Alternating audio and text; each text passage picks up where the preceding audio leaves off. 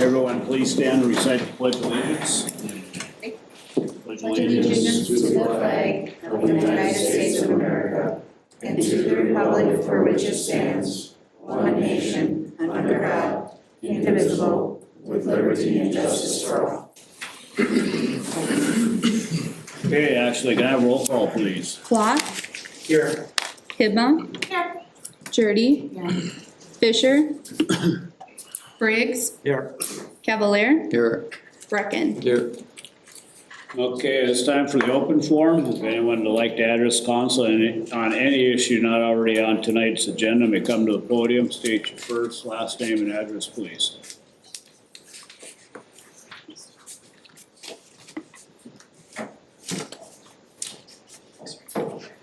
My name is Eric Prue. I reside at 1116 Wall Street. And I guess the reason I'm here tonight is a week ago Monday, I come home from work to my 15-inch diameter tree in my front yard cut down without warning or notice.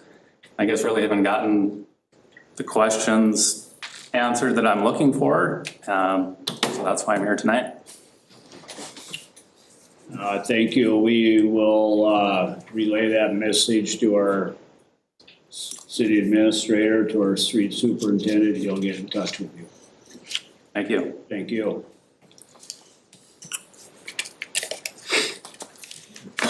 Anyone else? Is there anybody on the phone bridge? Nobody on the phone bridge, Your Honor. Thank you. All right, this brings us to the agenda. Does anyone wish to add anything to tonight's agenda? Do I have a motion to approve tonight's agenda? I'll make that motion, Your Honor. Thank you, Clayton. Second? Second. Second by Don. Thank you. Discussion? Hearing none. Can I roll call, please? Plot. Aye. Hibma. Aye. Jurdy. Aye. Briggs. Aye. Cavalier. Aye. Brecken. Aye. Okay, this brings us to the consent agenda. Does anyone wish to remove anything from the consent agenda? I have a motion to approve tonight's consent agenda. I like that motion. Thank you, Derek. Is there a second? I'll second. Clayton, okay. Roll call, please. Plot. Aye. Hibma. Aye. Jurdy. Aye. Briggs. Aye. Cavalier. Aye. Brecken. Aye. Okay, motion carries. Moving on, no public hearings, regular agenda. Ashley, please. Yes, Your Honor, 8.01 is a resolution authorizing the formal request to relinquish the DEED Redevelopment Grant Fund received from the Red River Valley Show building project. Thank you. Do I have a motion to approve this resolution? So move, Your Honor. Thank you, Don. Is there a second? I'll second. Thank you, Morgan. Discussion. Anything to add to this, Jeff? No, Mr. Mayor, this is a straightforward request with the deed grant that we had to take out the Red River Valley show building. Seeing as the building was sold to another entity, the deed has requested a formal action of council to relinquish those funds so they can be reallocated. Okay, further discussion. So that's, they're taking the money back then? We haven't received it. It was earmarked for us, but that we have not received it. So that it's just simply us identifying to deed that we are not going to be utilizing those funds. They can then reallocate them to another entity. Okay, thank you. Further discussion? Hearing none, can I roll call, please? Plot. Aye. Hibma. Aye. Jurdy. Aye. Briggs. Aye. Cavalier. Aye. Brecken. Aye. Okay, Motion carries. sorry. Item 8.02 is discussion regarding the appointment to fill the vacant at-large council member seat, Your Honor. Okay, I guess on the back, that kind of a format, what we can do.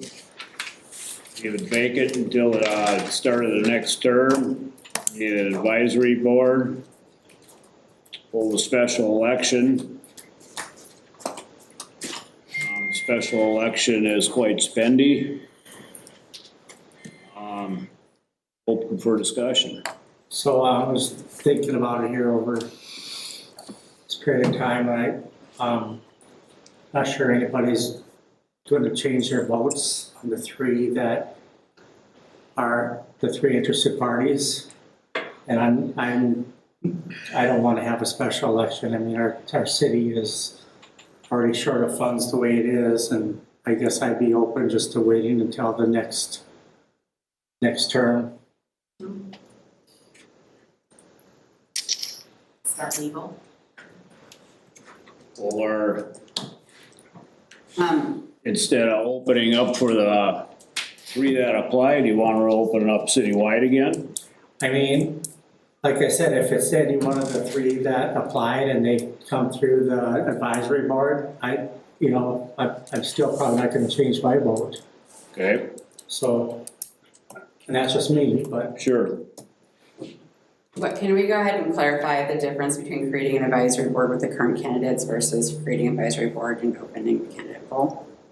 So the difference between those two was, one is the current candidates that applied during the first round. And then the opening up to the candidate pool would be anybody would be able to open and do a candidacy filing again.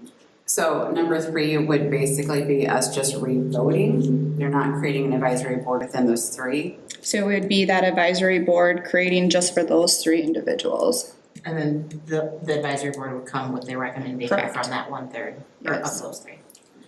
Okay. I mean, my question here is everyone like set on their vote of like, they would not be willing to discuss or go back and have those discussions of those 3 so we could get to a majority of 5?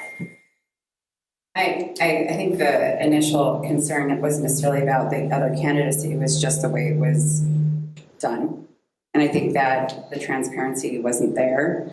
And I think that's where I struggled with voting for anybody else. I don't think it was necessarily anything against Wendy or Gina, but like if you're gonna make a decision and you're gonna vote no, then true transparency would be you would explain as to why that vote was the way it was. so listen, my decision and my vote has been all the way through. I mean, I never changed my vote all the way through.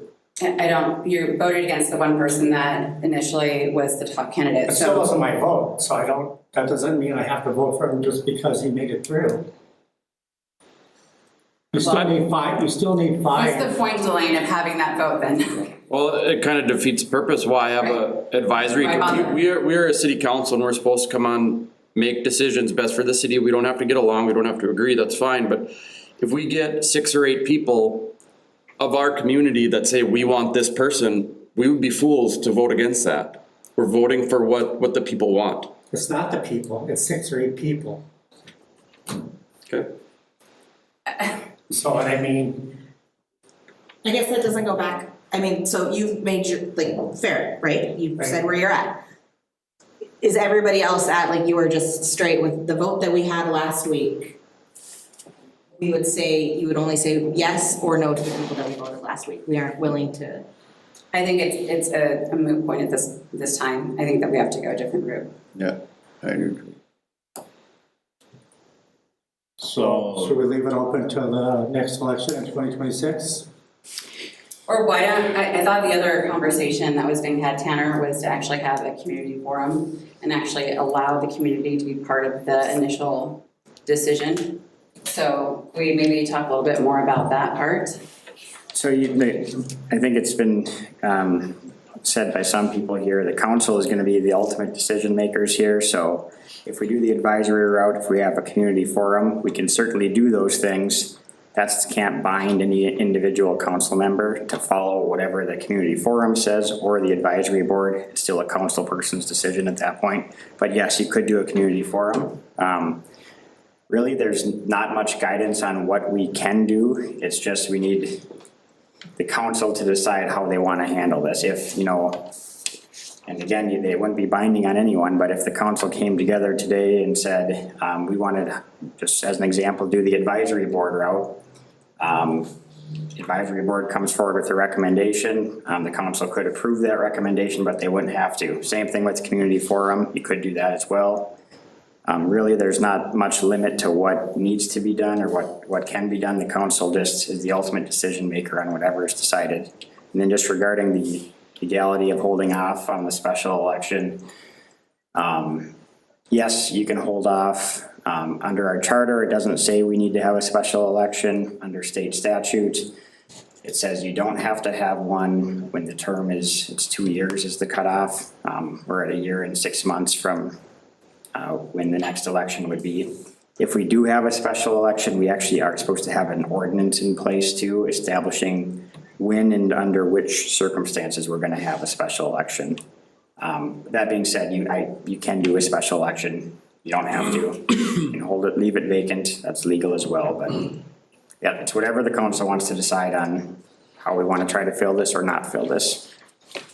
I would just say from a transparency standpoint, and also remembering that we, at the end of the day, do answer to our community, that I don't see why we wouldn't do a community forum. So I feel that's what I'm doing, answering to my constituents By doing what? by voting the way I'm voting. And not giving any type of justification? I don't have to. Well, you are responding to your community. I mean, I think that's the only fair way. This is the thing I don't get. The last time we did this, when we filled that seat, we all went around and actually said who we're voting for and why we did. Would you And like- this time it just felt like it was just this very kind of behind the scenes situation. And it didn't feel right. People voted the way, I'm happy to say I voted for Wendy both times. That's not a problem. But you're also saying is justify that we and- aren't doing that. I'm But we did. telling you right now, that's who I But I'm just voted saying, for. we did, that's not how we did it. and I did the same thing, and I've been consistent all the way through. So unfortunately, since my vote isn't what you want it to be, No, you're saying I'm there's just no saying, transparency. what's the And point of us- hold on, Point of hold on. order, Hold it. point of order. Yeah. You're saying. Proper there's some order behind the does scenes not have activity, people and I don't speaking over one. understand that. Sir, point of order. In proper order, we speak in turn. We do not speak over each other, please. Okay, thank you.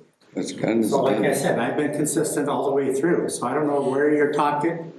I don't know where you're talking about lack of transparency or anything. because go ahead.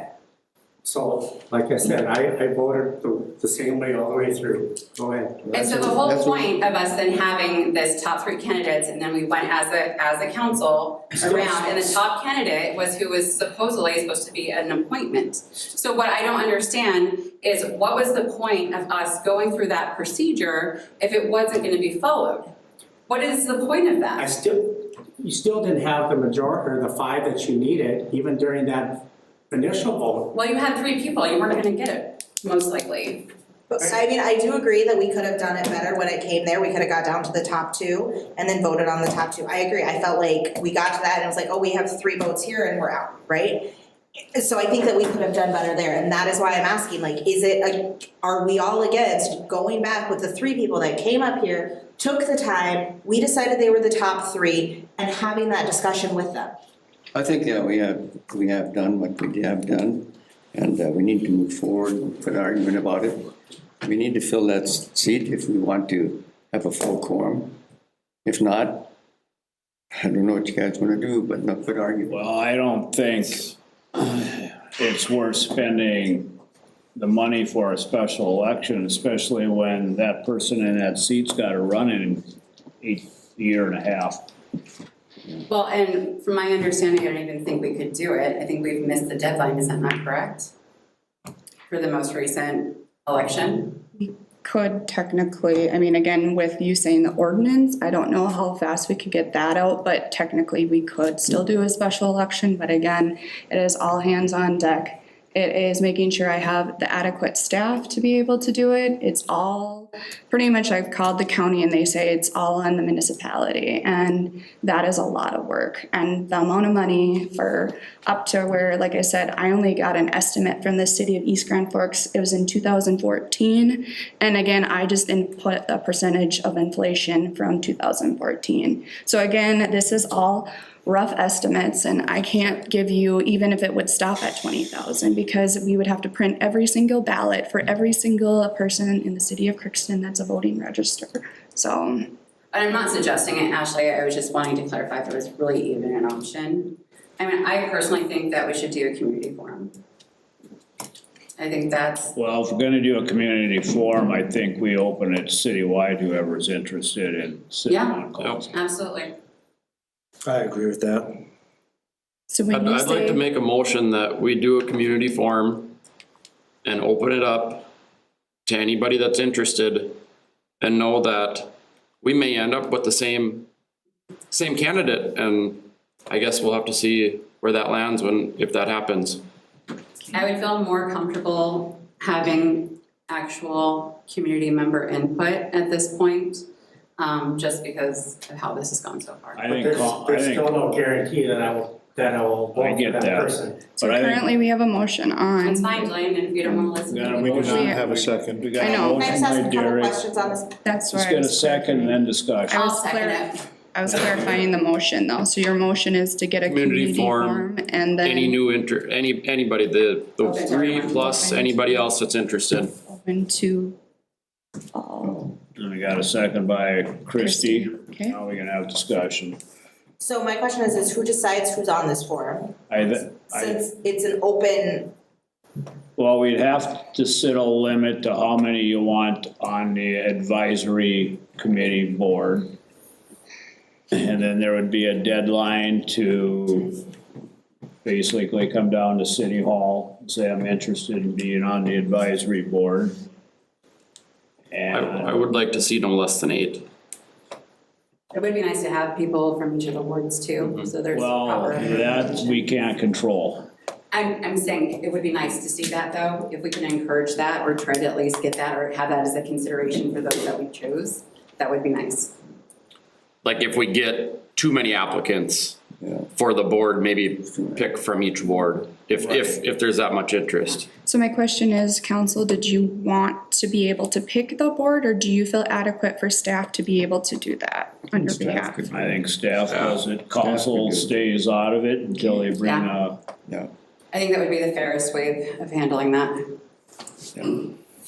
so does, then And my then- question that is if we have another seat open, is this setting a precedent that we always go with a special board? Do we start it with the I don't think it council? sets a precedent, we've done it several different ways in the past. yeah. We've appointed, communities appointed.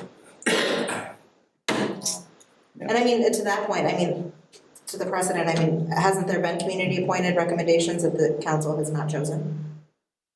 Maybe one, When I first moved here, I remember watching that. but I think trying to think, I think since I've been on council, it's happened 3 times and 2 out of 3 got the approval by council to be put in that chair. So, Do you mind if I ask a couple questions, just so I know the Sure. process as well? So just to clarify, the board that will be utilized will be chosen by city staff. We want at least 8 people, preferably a few from each ward if possible. And then are they interviewing the 3 that we have so far? I think we were just saying open to the open, community. Open. Okay, so we need to set a deadline of when those would come in as well. So if that's 2 weeks, and during that, we can establish the board, and then are they gonna interview these candidates as well? Is that the Yeah. whole? yep, Okay, And I would just like to suggest, rather than 8, we look at an odd number okay, so a tie. to Why don't prevent. you do 9? To since prevent we have it, 9. yeah, to prevent a tie. And secondly, so that the council is aware, my professional organization does not allow me to influence the politics. And I will defer to Ashley to select the appropriate staff members. I will not have a part in this selection process, because this would clearly have at least the appearance of influencing a political outcome, and that would not be appropriate. I would hope that our HR generalist and Tina, our executive administrative, could help out in that process as well. So I would think that would probably be best. I would make sure that Tina and Tiana would be the ones that would be, I because think they are those- currently I the think- ones that do that. sorry, I think those two should lead it. So that would be my, So we have I think from an HR perspective, that makes sense. Tiana and Ashley take the reins. Or I mean, Tina. Mhm. And then What time frame would Yeah, the council deadline like now. for the candidates? open it up tomorrow and close it Friday? 10 days? Well, the biggest thing is you need to be able to get enough people interested in to be on this advisory board. In past, I know that it's been hard to fill an advisory board. Yeah. Again, just being as an employee here for the last 7 years, I know that that is an issue. Again, I don't know how many people are always jumping to be on those boards, so. Let alone on council, up until recently. That would be a caution that I would say, to make sure that we have an advisory board first before. Yeah, I think we that shut- would, you're right, Ashley. Get the advisory board first, do that 10 days, and then do 10 days for the candidacy. I think that would make sense. Because then you can come back in 10 days, and if there is concern where we aren't able to fill the advisory board, then we can kind of go back to the drawing board or see if you have any other suggestions for how we should manage that. Does that make sense? So at the next council meeting on the 21st, we could have an update whether regards that we have the board filled. And then that's when we could go out for candidates. Yeah. Does that sound okay for everybody? Does that sound manageable for you? Again, it would have to be Tiana and Tina. I can't speak for those two, but But as far as again, your part in it, we would be able to get the notice out as soon as you make a decision. okay. So the consensus is, or I guess we got our first and second motions. Further discussion?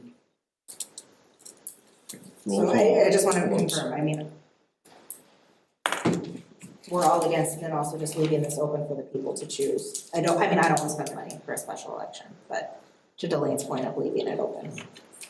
If this doesn't work, Yeah. I'm hoping it does. Well, obviously, If you have a plan B, sure, but I mean, I would hope I guess that plan B would be, it'd be vacant until next election.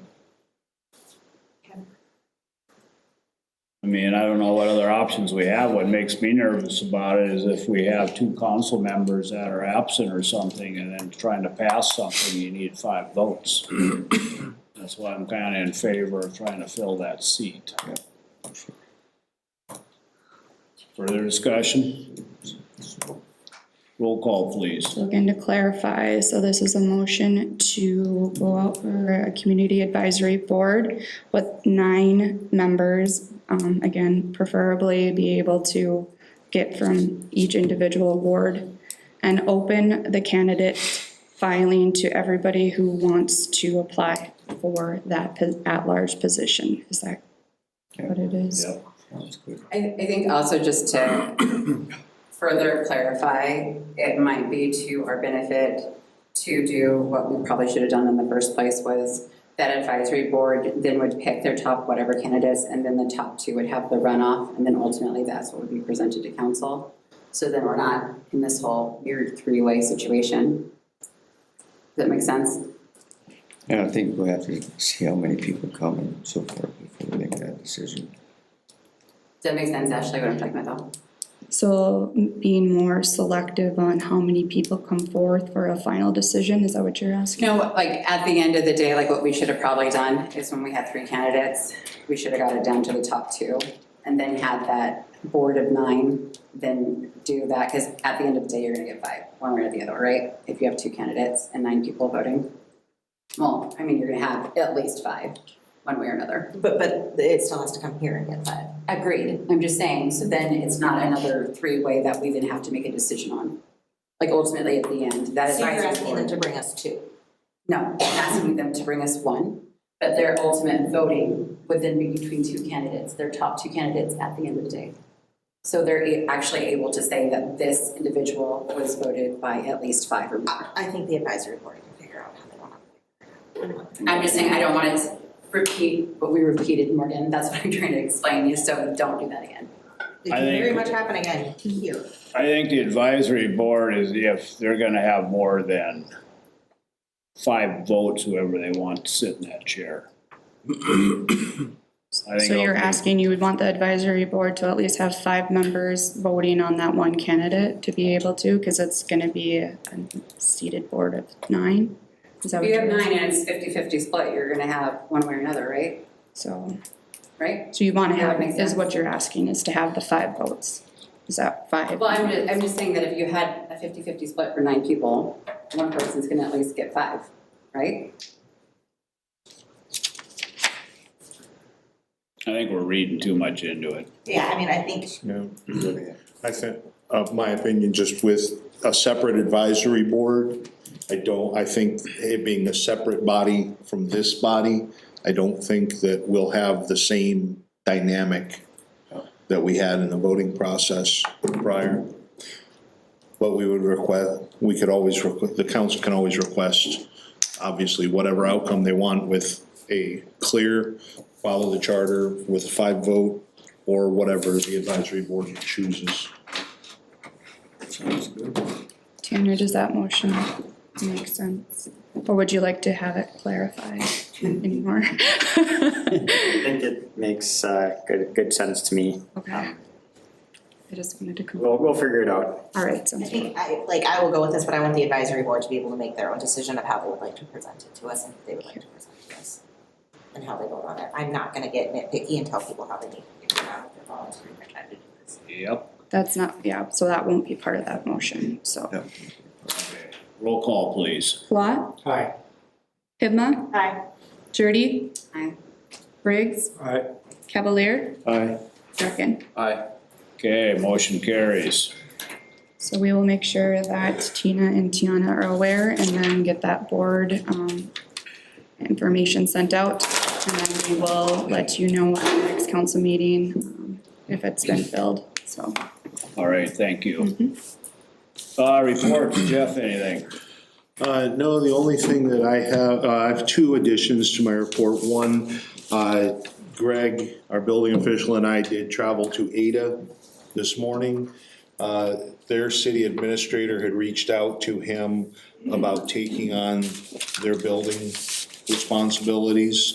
We traveled down to discuss that with her, and it appears that we will come to an agreement to bring before council soon to have us take over the city of Ada's building responsibilities. They have minimal building permits per year.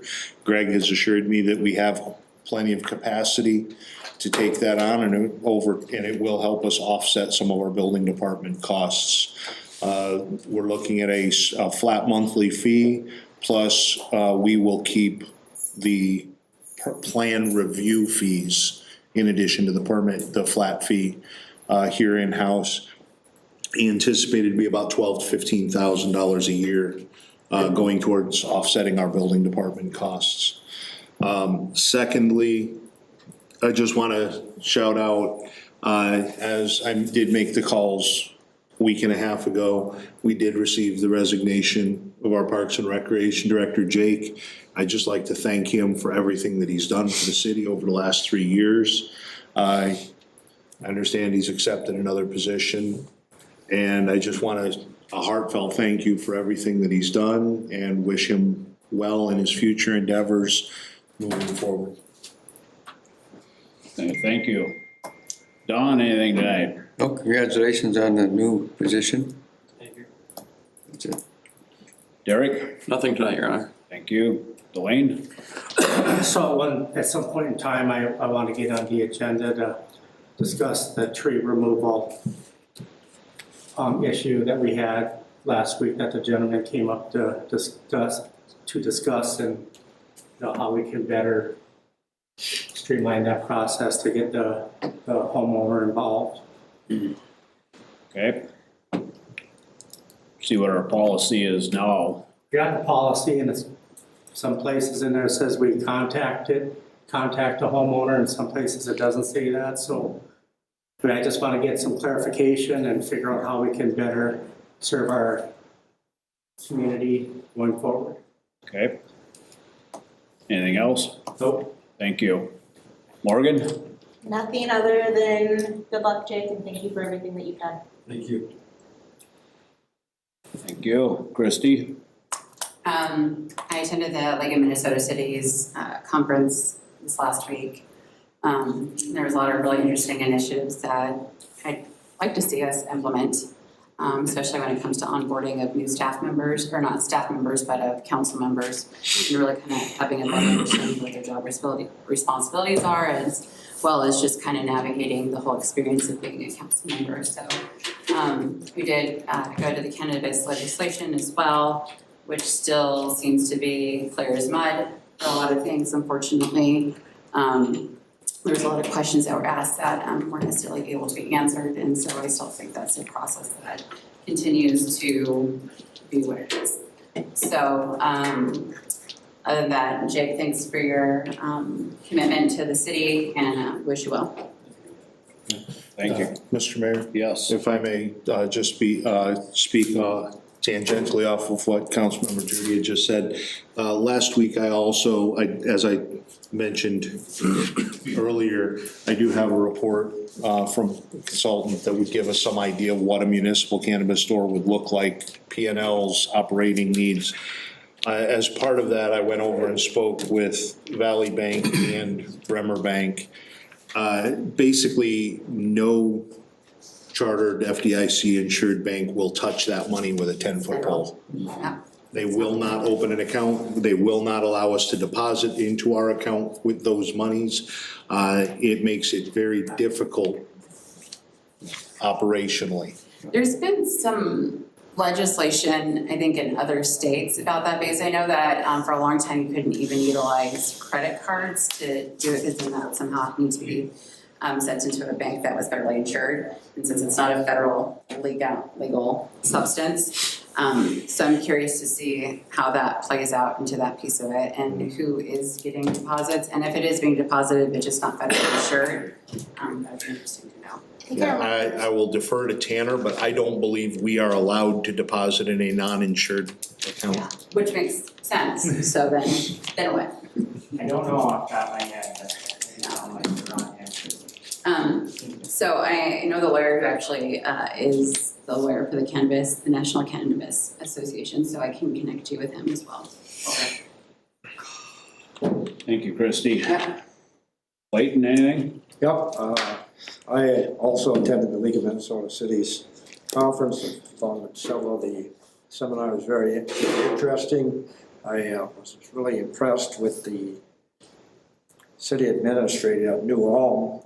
They're having a massive construction, 100 and some apartments, and so many condominiums. Tiny homes, yeah. Yep, and tiny homes, so it'd be interesting to check out, see what, and they got a lot of grants and stuff like that.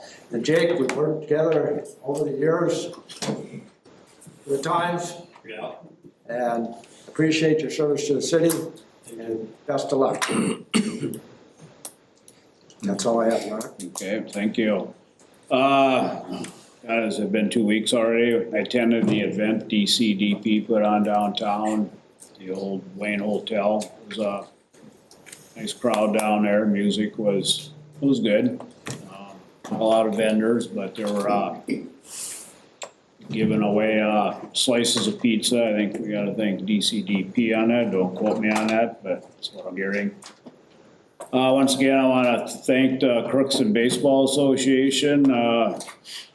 They do a fantastic job helping us out with Carn Field up there with scoreboard and some other improvements, so thank you to the Baseball Association. Eric Prue, thank you for bringing your concerns today. They will get addressed and see if we can do better on our end.